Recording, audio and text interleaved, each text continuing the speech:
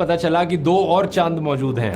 कुछ महीने बाद 9 जुलाई 1979 को वॉयेजर 2 जुपिटर के पास पहुंचा और ये और भी ज्यादा करीब था जुपिटर के। इसके पास आने से एक और नया चांद हमें देखने को मिला। पता चला एक और मून मौजूद है जुपिटर के पास। इन वॉयेजर मिशंस की डिस्कवरीज के कारण जुपिटर के जो मून्स थे वो 13 से बढ़कर 16 हो गए।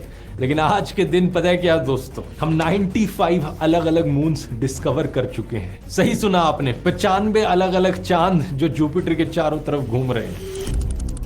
इसके करीब 1.5 साल बाद 12 नवंबर साल 1980 को वॉयेजर 1 पहुंचता है सैटर्न के पास। इस वक्त तक वॉयेजर 1 की स्पीड इतनी तेज हो गई थी वॉयेजर 2 के मुकाबले कि वॉयेजर 2 को सैटर्न तक पहुंचने में करीब 9 महीने और लगे। सैटर्न पर पहुंचते ही वॉयेजर 1 ने 3 नए मून्स की खोज करी, एटलस, प्रोमेथियस और पैंडोरा। हाँ, ये पैंडोरा नाम वही है जो अवतार फिल्म में एलियन प्लेनेट का नाम रखा जाता है, लेकिन असलियत में ये सैटर्न के एक मून का नाम है। उस समय तक सैटर्न के नोन मून्स की लिस्ट करीब 15 तक थी, लेकिन आज के दिन हमने करीब 146 मून्स की खोज कर ली है सैटर्न के। वॉयेजर 1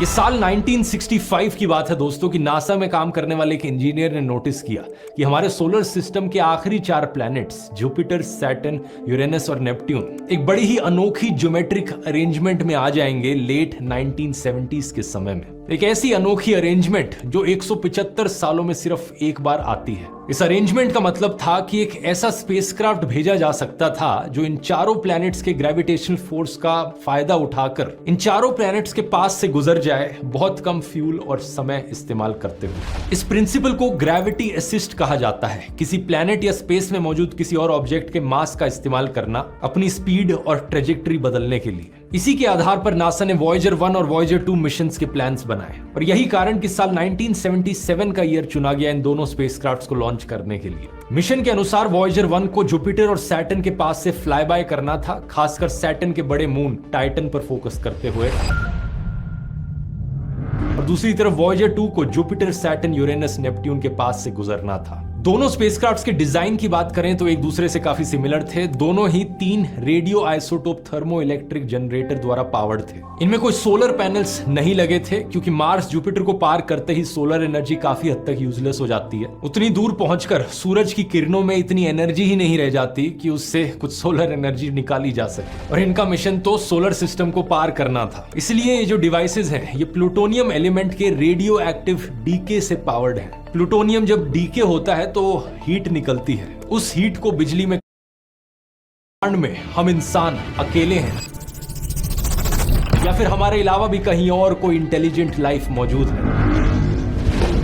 अगर एलियंस सही में एग्जिस्ट करते हैं तो ये सोचना बड़ा स्वाभाविक है कि शायद एलियंस के मन में भी ऐसे ही सवाल उठते होंगे कि कहीं इस यूनिवर्स में वो अकेले तो नहीं। हमारे यूनिवर्स में 2 इंटेलिजेंट स्पीशीज के बीच में कम्युनिकेशन कैसे बनाया जाए। इसी सोच को ध्यान में रखते हुए नासा ने कई प्रोजेक्ट्स शुरू किए ताकि हम किसी तरह एलियंस को एक संदेश भेज सके। ये साल 1977 की बात है कि नासा ने अपना वॉयेजर 1 स्पेसक्राफ्ट लॉन्च किया और उसका मिशन क्लियरली डिफाइन किया। हमारा सोलर सिस्टम यानी सौर मंडल की खोज को बाहरी प्लैनेट्स के आसपास से लेकर सूर्य के प्रभाव क्षेत्र की बाहरी सीमाओं तक और शायद उससे भी आगे तक बढ़ाना। सिंपल भाषा में कहा जाए तो ये एक इंटरस्टेलर मिशन था। हमारी मिल्की वे गैलेक्सी में करोड़ों अरबों सोलर सिस्टम्स हैं। इन सोलर सिस्टम्स के बीच में जो जगह है उसे इंटरस्टेलर स्पेस कहा जाता है।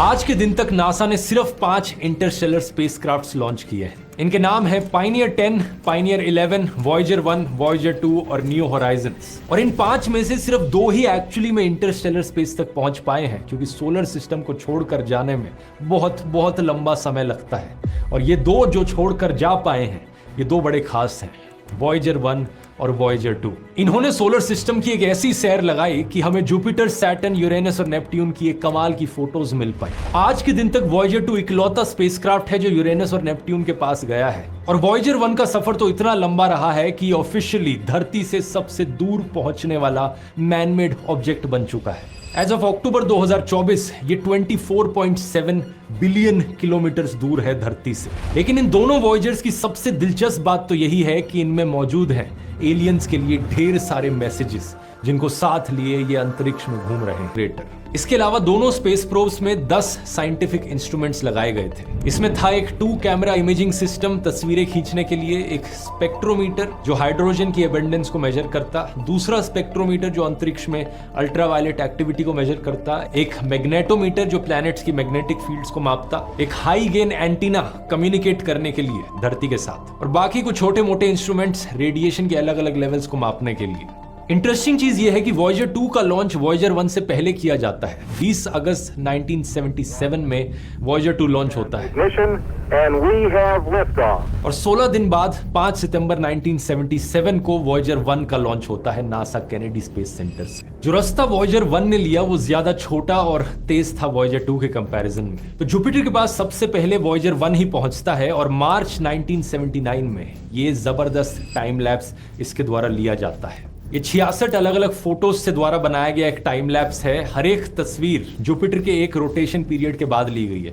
लगभग 10 घंटे का समय लगता है जुपिटर को रोटेट करने में। ये पहली बार था कि जुपिटर और जुपिटर के मून्स की इतनी क्लियर कट फोटोज हमें देखने को मिल पाई और यहीं पर डिस्कवरी हुई जुपिटर के रिंग्स की भी। बहुत से लोगों को लगता है कि सिर्फ सैटर्न प्लैनेट के अराउंड रिंग्स मौजूद है, लेकिन रिंग्स जुपिटर के अराउंड भी हैं। हालांकि वो इतने क्लियरली दिखते नहीं है जब तक पास से ना देखो। ये जो जुपिटर प्लैनेट है, इसके मून्स और इसके रिंग्स, इन तीनों कंपोनेंट्स को साथ में मिलाकर जोवियन सिस्टम कहा जाता है। ये जोवियन शब्द Roman God of sky and thunder से आता है, जोव जिसका नाम है, और जोव का ही दूसरा नाम जुपिटर भी है, जहां से इस प्लेनेट का नाम भी पड़ा। अब बात कुछ ऐसी है दोस्तों कि जुपिटर जैसे ही 3 और प्लैनेट्स मौजूद है हमारे सोलर सिस्टम में, सैटर्न, यूरेनस और नेपट्यून। इन सभी प्लैनेट्स पर रिंग मौजूद है, बहुत सारे मून्स मौजूद हैं और ये सारे के सारे गैस जाइंट्स भी हैं ये चारों। यही कारण कि इन चारों प्लैनेट्स को मिलाकर जोवियन प्लैनेट्स कहा जाता है, जुपिटर लाइक प्लैनेट्स। इसी जोवियन सिस्टम की एक्सप्लोरेशन के दौरान वॉयेजर 1 ने जुपिटर के आईओ मून की ऑनगोइंग वोल्केनिक एक्टिविटी की भी खोज करी। ये भी पहली बार था जब इंसानों ने किसी और प्लैनेट